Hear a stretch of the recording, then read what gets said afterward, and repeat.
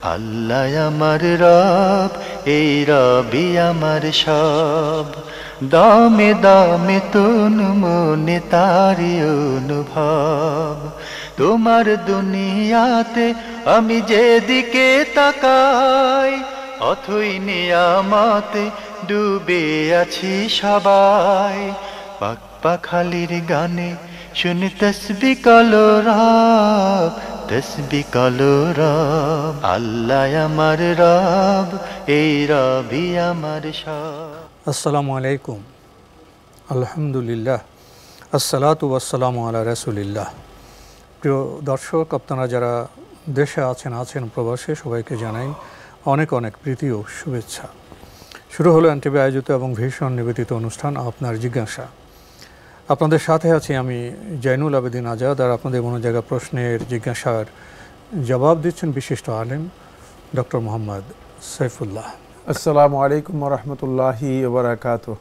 প্রিয় দর্শক, চলুন তাহলে জিজ্ঞাসার জগতে। শুরুতে একটি ইমেল পাঠিয়েছেন রেজাউর রহমান, লিখেছেন, আমার দুই খালাতো বোনের অদ্ভুত দাবি তাদের জন্য একটা বিশেষ পেশার খ্রিস্টান ও ইহুদি পুরুষের সাথে বিয়ের ব্যবস্থা করে দেওয়া। এ বিষয়ে আমি অক্ষম ও আমার পক্ষে সম্ভব নয়। যতদূর জানি ইসলামে অন্য ধর্মের পুরুষ বিয়ে করা মুসলিম নারীর জন্য নিষেধ, কিন্তু তারা আমাকে দোষারোপ করে ও সম্পর্ক বাতিল করার হুমকি দেয়। এ ব্যাপারে আপনি কিছু বলবেন? প্রথম কথা হচ্ছে, আপনার জন্য হারাম অথবা কুফরি। আপনি আপনার খালাতো বোনকে ইহুদি অথবা খ্রিস্টানের কাছে বিয়ে দেবেন, আর এতে আপনি নিজের পক্ষ থেকে সায় দিবেন, অনুমোদন দেবেন, এটা আপনার জন্য সর্বোচ্চ সর্বনিম্ন হারাম হবে। এটা কোনো অবস্থায় বৈধ নয়। তাই আপনি এটা অনুমোদন দেওয়ার কোনো সুযোগই নেই, আপনি এটাকে মেনে নিতে পারবেন না। দ্বিতীয় হচ্ছে, তারা যদি হুমকি দেয় সম্পর্ক নষ্ট করার জন্য, তাহলে তাদের এই হুমকিতে আপনি তাদের সাথে সম্পর্ক নষ্ট করতে কোনো বাধা নেই। দ্বীনের জন্য কোনো ব্যক্তি যদি তার সাথে সম্পর্ক নষ্ট করতে বাধ্য হয়, তাহলে এই সম্পর্ক নষ্ট করা ওয়াজিব। তাদের খালাতো বোন তো ভুলের জগতে বসবাস করছে। আর 3 নম্বর বিষয় হচ্ছে সেটা হলো, তারা যে ধারণা করেছে যে ইহুদি এবং খ্রিস্টানদের সাথে বৈবাহিক সম্পর্ক বৈধ, এটাও শুদ্ধ নয়। এটা কোনো মেয়ের জন্য কোনো ইহুদি ছেলের কাছে অথবা কোনো খ্রিস্টান ছেলের কাছে বিয়ে বসা বৈধ নয়, এটা হারাম, এটা বৈধ নয়। আর দ্বিতীয়ত, ইহুদি এবং খ্রিস্টান যারা আহলে কিতাব, যারা কিতাবের অনুসারী সর্বপরিপূর্ণরূপে, তাদের ব্যাপারে বলা হয়েছে। কিন্তু এখন ইহুদি খ্রিস্টান যারা আছে, এরা আহলে কিতাব নয়, এরা মূলত আহলে কিতাব নয়, এরা কিতাবের অনুসরণ করে না, এরা বেশিরভাগই মূলত শিরকের অনুসরণ করে থাকে। খ্রিস্টানরাও শিরকের অনুসরণ করে থাকে, আর ইহুদিরাও মূলত শিরকের এবং অত্যন্ত গর্হিত আকীদার অনুসারী। ফলে এদের সাথে আহলে কিতাবের পর্যায়ে যদি তারা থাকতো, তাহলে ইসলাম অনুমোদন দিয়েছে। কারণ যেই সময় কোরআনে পুরুষের জন্য না মেয়ের জন্য, না, সেটা হচ্ছে পুরুষ বিয়ে করতে পারবে নারীদেরকে, কিন্তু সেটাও অনুমোদন দেওয়া আহলে কিতাব হতো না, যেটা আহলে কিতাব হলে অনুমোদন দেওয়া হয়েছে। যেহেতু আহলে কিতাব আল্লাহ রাব্বুল আলামিনের রুবুবিয়ত এবং আল্লাহ তাআলা উলুহিয়তের বিষয়ে একমত পোষণ করে, যদিও কিছু কিছু ক্ষেত্রে আল্লাহ তাআলা সম্পর্কে তাদের আকীদাগত বিভ্রাট আছে। কিন্তু এখন যে ইহুদি খ্রিস্টান আছে, তারা আল্লাহ তাআলা রুবুবিয়তকেই স্বীকার করে না। আল্লাহ রাব্বুল আলামিন উলুহিয়ত তো প্রশ্নই আসে না। তারা ইবাদতের ক্ষেত্রে অনেক বিশাল বিভ্রাট তাদের মধ্যে কাজ করছে। যেমন খ্রিস্টানরা ইবাদত করে থাকে মসিহ অথবা ঈসা মরিয়ম আলাইহিস সালামের, আর ইহুদিরা ইবাদত করে থাকে নিজেদের মন গড়া প্রবৃত্তির ইবাদত তারা আবিষ্কার করে নিয়েছে। কোনোটাই আল্লাহর পক্ষ থেকে অবতীর্ণ কিতাবের উপর প্রতিষ্ঠিত নয়। ফলে তাদের সাথে এখন বৈবাহিক সম্পর্ক, এটা স্বাভাবিকভাবেই নীতিগত দিক থেকে অথবা আদর্শিক দিক থেকে মোটেও শুদ্ধ নয়। তাই আপনি এক্ষেত্রে তারা আপনাকে যদি থ্রেট দেয় অথবা আপনাকে যদি ভয় দেখায় অথবা আপনার সাথে সম্পর্ক নষ্ট করবে, এই ধরনের কোনো কথা বলে থাকে, তা এতে আপনার চিন্তা করার কিছুই নেই। তাদের সাথে সম্পর্ক নষ্ট হলেও কোনো অসুবিধা নেই, কারণ তাদের সাথে এই কাজে সহযোগিতা করা আপনার জন্য ইসলামী শরীয়ত কোনোভাবেই অনুমোদন দেয় না।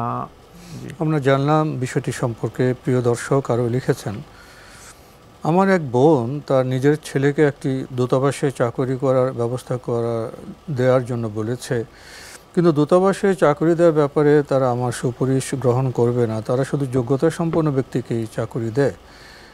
এ বিষয়ে আমার বোন বুঝতে নারাজ এবং সম্পর্ক বাতিল করে দেবে বলেছে। এই সাক্ষের করার থেকে আমি মুক্তিও পাচ্ছি না। এ ব্যাপারে আপনার বিজ্ঞ মতামতের অপেক্ষায় আছি।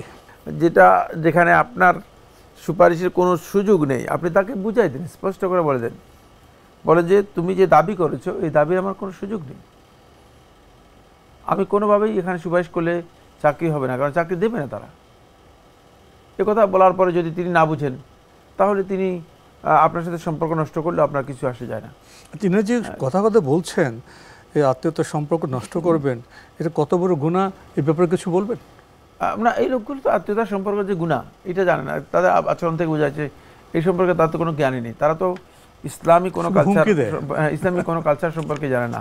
আত্মীয়তার সম্পর্ক নষ্ট করা কত ভয়াবহ। রাসূলুল্লাহ সাল্লাল্লাহু আলাইহি ওয়াসাল্লাম সহিহ হাদিস বুখারীর মধ্যে এসেছে, সালাসাতুন লা ইয়াদখুলুনা জান্নাহ, তিনজন লোক জান্নাতে প্রবেশ করবে না।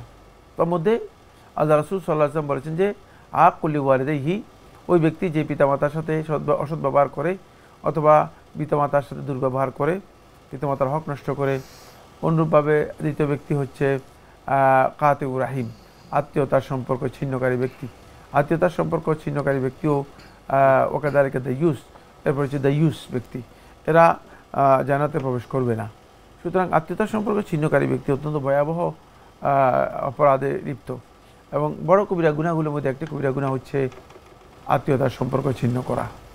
আমরা জানলাম বিষয়টি সম্পর্কে। প্রিয় দর্শক, আরও একটি ইমেল পাঠিয়েছেন মোহাম্মদ তাজওয়ার, লিখেছেন, ইউটিউবে কিছু চ্যানেল আছে যেখানে সমাজে বিভিন্ন বিষয় তুলে ধরে অশ্লীলতা বর্জিত শিক্ষণীয় নাটক তৈরি করা হয়। এসব নাটকে মিউজিক সহ গান থাকে না এবং কোনো নারীর উপস্থিতি রাখা হয় না। যদি কোনো নারীর চরিত্রে প্রয়োজন পড়ে তবে পুরুষরাই নারীর পোশাক পরিধান করে অভিনয় করে থাকে। সমাজের অসঙ্গতি তুলে ধরে নাটকের শেষে একটা শিক্ষণীয় বার্তা দেওয়া হয়। আবার কোনো কোনো পর্বে শুধুমাত্র মজার উদ্দেশ্যেই করা হয়, তবে কোনো অশ্লীলতা থাকে না। এর প্রেক্ষিতে আমার প্রশ্ন দুটি। এক, এই নাটকগুলোতে একজন পুরুষের চরিত্রে প্রয়োজনে নারী সেজে অভিনয় করা বিষয়টি কি জায়েজ হবে? দুই, এই ধরনের নাটক করা এবং দেখা কি জায়েজ হবে? না, এটা হারাম, এটি হারাম, এটা প্রতারণা। কারণ ইসলামী শরীয়ত প্রতারণাকে সর্বাবস্থায় হারাম করে দিয়েছে। সুতরাং এই ধরনের প্রতারণার ইসলামে কোনো সুযোগ নেই। তাই নারী চরিত্র গ্রহণ করার এখানে কোনো সুযোগ নেই। পুরুষ ব্যক্তি নারী চরিত্র গ্রহণ করলে তাহলে সেখানে তাকে আরও অনেক ক্ষেত্রেই মিথ্যার আশ্রয় নিতে হবে, এবং সেটা সবটাই তার জন্য হারাম হবে। একটা মিথ্যার জন্য আরও হাজার হাজার মিথ্যার আশ্রয় নিতে হবে। এই কাজটি মোটেও বৈধ নয়, হারাম হবে। লোকদেরকে হাসানোর উদ্দেশ্যে কথা বলাই নিষেধ করা হয়েছে সেখানে আপনি লোকদেরকে হাসানোর উদ্দেশ্যে এমন কোনো নাটিকা, এমন কোনো জিনিস করবেন যেটা লোকদেরকে হাসানোর ছাড়া আর কোনো উদ্দেশ্য নেই, এটা ইসলাম অনুমোদন দেয় না। ইসলাম প্রত্যেকটা কাজেই ইসলামের পদ্ধতি কি সেটা খুব ক্লিয়ার করা আছে। সহিহ বুখারী এবং মুসলিম হাদিসের মধ্যে রাসূলুল্লাহ সাল্লাল্লাহু আলাইহি ওয়াসাল্লাম বলেছেন যে মান কানা ইউমিন বিল্লাহি ওয়াল ইয়াউমিল আখির ফালইয়াকুল খাইরান আও লিয়াসমুত, যে ব্যক্তি আল্লাহর প্রতি এবং শেষ দিবসের প্রতি ঈমান আনে, যে ব্যক্তি আল্লাহর প্রতি এবং শেষ দিবসের প্রতি ঈমান আনে, ফালইয়াকুল খাইরান, সে যেটা বলবে সেটা ভালো কথা বলবে, আও লিয়াসমুত, অথবা চুপ থাকবে। সুতরাং আপনি যে কথাটা বলছেন সেটা কতটুকু ভালো, আদৌ এর মধ্যে কল্যাণ আছে কিনা। যদি কল্যাণ না থাকে, অকল্যাণ অথবা শুধুমাত্র মানুষদেরকে হাসানোর উদ্দেশ্য হয়ে থাকে, তাহলে সেটা আপনাকে বলতেই ইসলাম অনুমোদন দেয়নি। এই জন্য সেখান থেকে বিহুদা কাজ থেকে নিজেকে বিরত রাখতে হবে। আমাদের হাতে একটি ইমেল পাঠিয়েছেন আজিজুন নাহার, লিখেছেন, ইফ এনি হাজব্যান্ড গিভ তালাক his wife but did not send any notice or talaq papers to her wife, then it will be talaq or not? হ্যাঁ, তালাক যদি দিয়ে থাকে নোটিশ পাঠানো শর্ত নয়। তালাক দিলেই তালাকের জন্য নোটিশ পাঠানো শর্ত নয়, মৌখিকভাবে দিলেই হবে, মৌখিকভাবে তালাক দিলেই যথেষ্ট হয়ে যাবে। জি, কিন্তু নোটিশ পাঠালে তাহলে হয়তো উত্তম হতে পারে, অথবা নিয়মতান্ত্রিকভাবে নোটিশ পাঠানোটা এটা কি করে নিয়মতান্ত্রিক পদ্ধতি এবং নোটিশ প্রদানের প্রয়োজন রয়েছে, ল। দেশের আইন। যেহেতু মানে এটা যখন আইনের অধীনে যাবে তখন অবশ্যই তালাক সাব্যস্ত করার জন্য একটা ডকুমেন্ট লাগবে। নিয়মতান্ত্রিক পদ্ধতিতে সেই ডকুমেন্ট তিনি দেখাতে পারবেন না, তবে তিনি মৌখিকভাবে তালাক দিলেই তালাক হয়ে যাবে, এতেও কোনো সন্দেহ নেই। আমরা জানলাম বিষয়টি সম্পর্কে। প্রিয় দর্শক, আরেকটি ইমেল পাঠিয়েছেন আখতার জাহান, লিখেছেন, হজের দিন জামারায় পাথর নিক্ষেপ করে মক্কায় চলে আসি, ফরজ তাওয়াফ এবং সাই করি। মুজদালিফা থেকে একটানা মিনা জামারা হয়ে মক্কায় দীর্ঘ পথ হাঁটার কারণে পায়ে ফোসকা পড়ে যায় এবং ক্লান্তিজনিত অসুস্থ হয়ে পড়ার কারণে পরে 2 দিন আমি মিনায় ফিরে যাইনি। মাহরাম কর্তৃক পাথর নিক্ষেপ করি। 2 বছর পর জানতে পারি মিনায় রাত্রি যাপন ওয়াজিব এবং ওয়াজিব বাদ পড়লে দম দিতে হয়।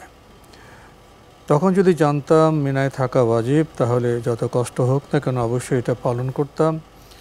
এখন জেনেছি, এখন করণীয় কি এ বিষয়ে জানতে চাচ্ছি। 1, আমার জন্য কি দম ওয়াজিব?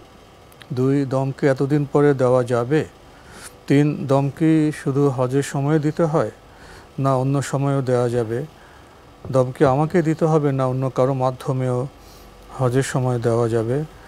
দয়া করে আমাকে উত্তরটা জানাবেন। ঠিকই আছে, পরে 2 দিন যদি আপনি মিনায় না গিয়ে থাকেন তাহলে আপনাকে দম দিতে হবে, আপনাকে দম দিতে হবে। আর এই দম তখন জানতেন না? আপনি যে কোনো সময় দিতে পারেন, কোনো ব্যক্তির মাধ্যমে দিতে পারেন, আপনাকে যেতে হবে এটা শর্ত নয়। হজের সময় দিতে হবে এটাও শর্ত নয়, মানে বছরে যে কোনো সময় আপনি, তবে মক্কাতে সেটা জবে করতে হবে এবং মক্কার ফকির মিসকিনদের মধ্যে বন্টন করে দিতে হবে। উনি না গিয়েও মক্কায় কারো মাধ্যমে মক্কায় দিতে পারবেন, দিয়ে সেখানকার লোকদের মধ্যে বন্টন করে। জি জি জি জি।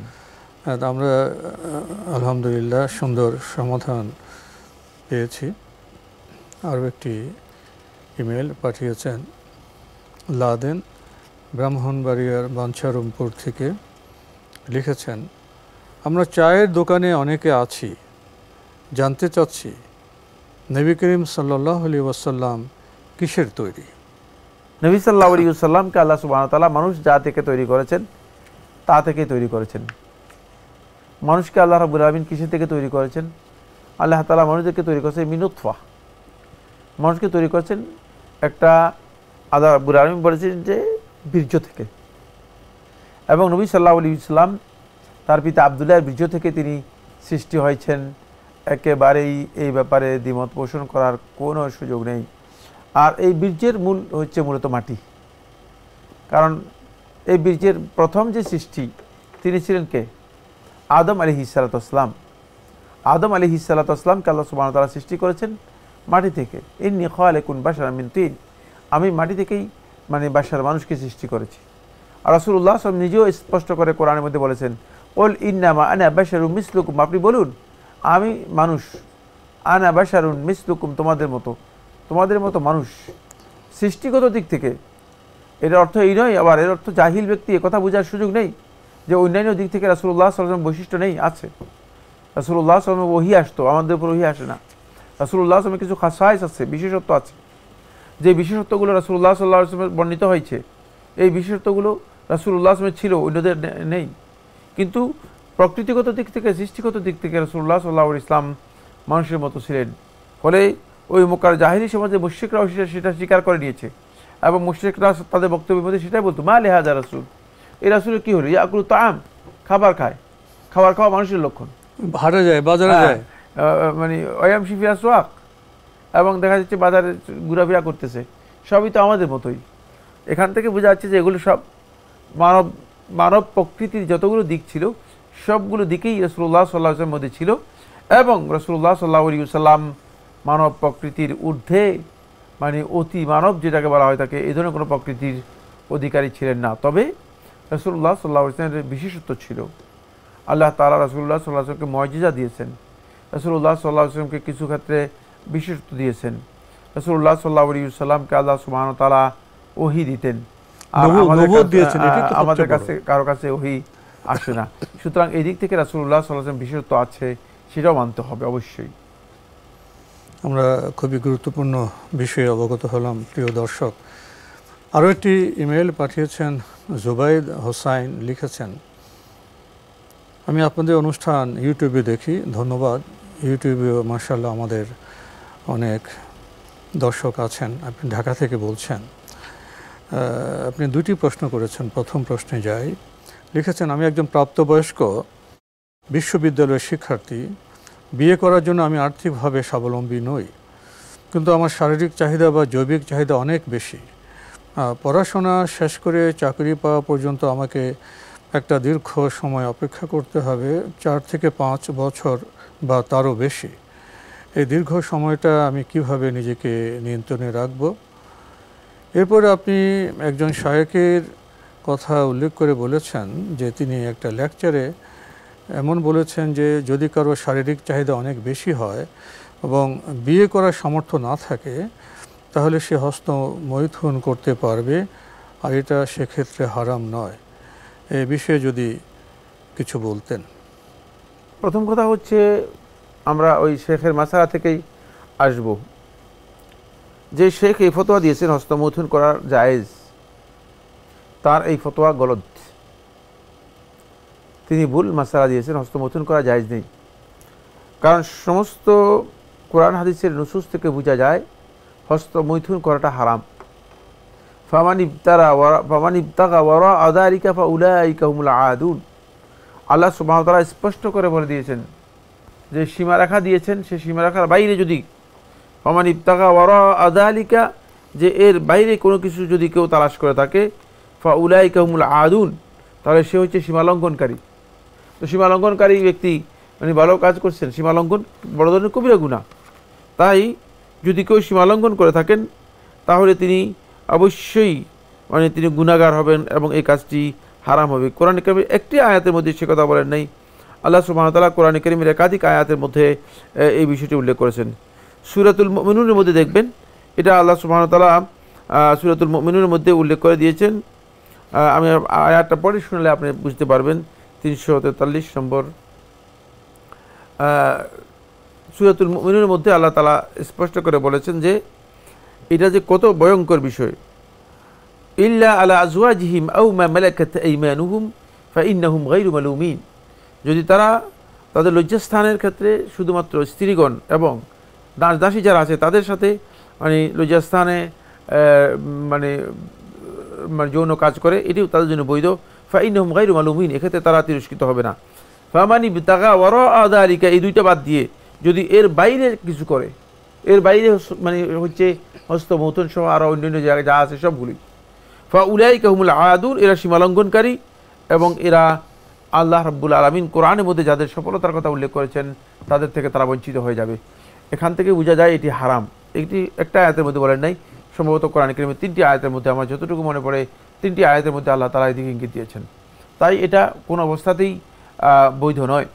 দ্বিতীয় নম্বর বিষয় হচ্ছে, এ মর্মে একটি হাদিস রয়েছে, কেউ কেউ হাদিসটিকে সনদ থেকে শুদ্ধ বলেছেন। শেখ নাসিরউদ্দিন আলবানী রাহমাতুল্লাহ হাদিসটিকে হাসান বলেছেন। সুতরাং কোনো ব্যক্তি যদি হস্তমৈথুন করে থাকে তাহলে সে মানে জেনা করার যেই অপরাধ রয়েছে সে অপরাধী হবে। আর তৃতীয় নম্বর যে বিষয়টি সেটা হলো এই, এখানে হস্তমৈথুন এটা নৈতিকভাবে যেমনিভাবে একটা খারাপ কাজ, ঠিক অনুরূপভাবে স্বাস্থ্যগত দিক থেকে একটা খারাপ কাজ। এটি মেডিকেল সায়েন্স প্রমাণ করেছে যে আসলেই বর্তমান যেই সেক্সুয়াল যেই অনেকগুলো রোগ ব্যাধি তৈরি হয়েছে, সেই সেক্সুয়াল রোগ এবং ব্যাধি এগুলোর মূল কারণ হচ্ছে হস্তমৈথুন। এবং হস্তমৈথুনের কারণে অনেকেই শেষ পর্যন্ত মানে সেক্সুয়াল দিক থেকে পরিপূর্ণরূপে ক্ষতিগ্রস্ত হয়ে যায়। পরবর্তীতে বিবাহ করলেও তিনি মানে সেক্সুয়াল যেই টেন্ডেন্সি আছে এবং সেই স্ত্রীর যে চাহিদা আছে সেটাও পূরণ করতে পারে না, মানে সেটাও আরেকটি কারণ হয়ে যায়। এই জন্য এটা ইসলামী শরীয়তে যেমনিভাবে অবৈধ, নৈতিক দিক থেকে এবং চিকিৎসা বিজ্ঞানের দৃষ্টিকোণ থেকেও এটা সম্পূর্ণরূপে অবৈধ। এটা বৈধ কাজ নয়, এটা বৈধ পদ্ধতি নয়। আপনি ভেজিটেবল জাতীয় খাবার খাবেন, আপনি যে সমস্ত খাবার মানুষের সেক্সুয়াল টেন্ডেন্সিকে আরো বেশি উদ্যত করে বৃদ্ধি করে দেয়, মানে নিয়ন্ত্রণের পথে যাবেন, রোজা রেখে খাদ্যের মাধ্যমে এটাকে নিয়ন্ত্রণ করার জন্য চেষ্টা করবেন। আর এটা যদি আপনি 2 মাস বা 3 মাস করেন তাহলে দেখবেন যে আপনি নিয়ন্ত্রিত অবস্থায় আছেন।